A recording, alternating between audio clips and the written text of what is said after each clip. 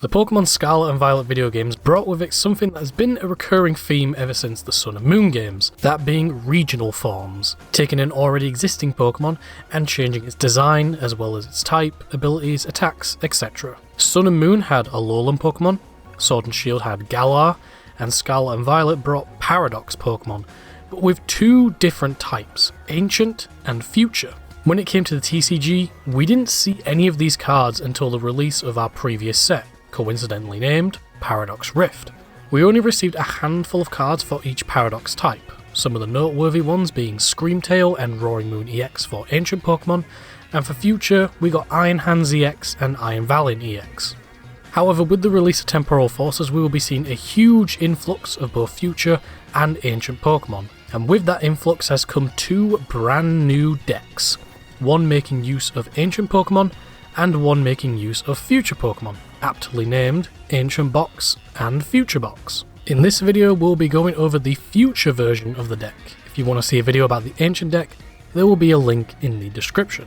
Future Box is a brand new deck that has been seeing a decent amount of play over in Japan, making use of a large amount of Future cards. People pointed out that I didn't mention this deck in my EUIC video, and to be honest, I thought the deck was hard copium since it's only strong against specific decks. But I've been proven wrong. The deck's strategy is to accelerate lots of energy onto your Future Pokemon, primarily Iron Hands EX with its Ampu Very Much attack, doing 120 damage for 4 energy, which sounds low for such a high cost, but if you knock out a Pokemon with this attack, you take an additional prize card, meaning V, V-Star and EX Pokemon now give up 3 prize cards, and non-EX Pokemon give 2.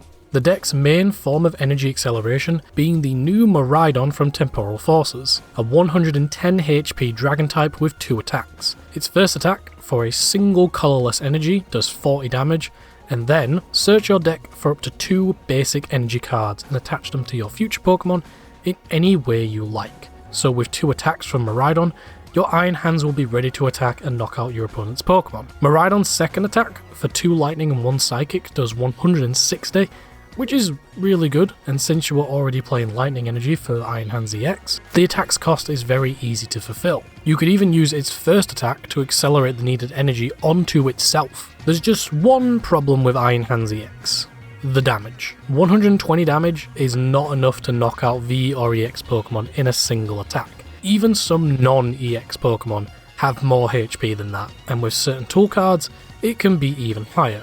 However, this is where a new Future Pokemon comes in, that being Iron Crown EX, a 220 HP Psychic type Pokemon. It does have an attack, which for 1 Psychic and 2 colourless, does 50 damage to 2 of your opponent's Pokemon, and the damage isn't affected by weakness, resistance, or any other effects of either Pokemon. A decent attack that can help soften up some of your opponent's Pokemon for the inevitable, but its ability is the main reason this card is so strong.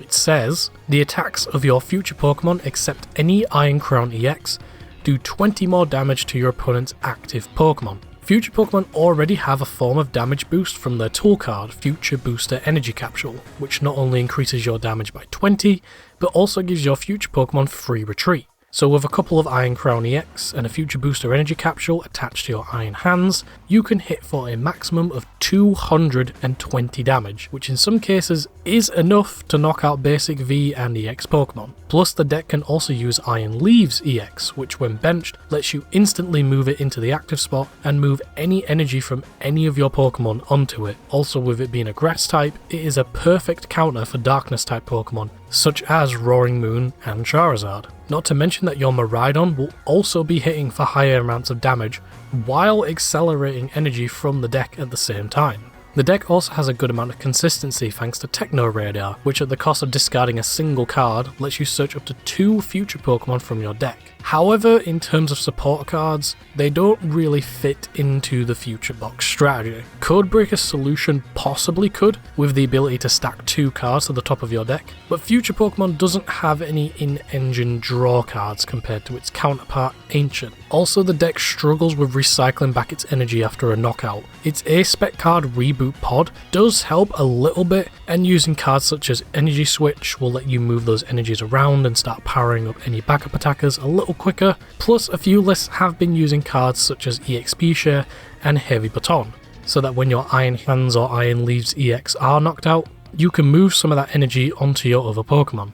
While it does have its downsides, the deck is still perfect for longevity. We have 3 more sets to release this year, meaning that new cards and tools could release and bolster the deck's power even higher than it already is. With such strong EX Pokemon and the ability to win the game that much quicker thanks to Iron Hands, not to mention how consistent the deck is and how easy it is to power up your Pokemon, the deck is already really good. The only thing it's missing is more recyclability, like what Ancient has, as well as damage output, but that might make them a bit too similar to each other, and I imagine the Pokemon Company wants Future and Ancient cards to have different playstyles to each other. Future Box is a very scary deck, and it's already doing really well over in Japan, and will only get better as the year goes on. This deck is a really good choice for post-rotation because of the fact that it will last a long time, until the cards rotate out, or it gets power crept by something we have yet to see. Even if it does, Iron Leaves and Iron Hands will still remain staple cards in other decks that can make use of them.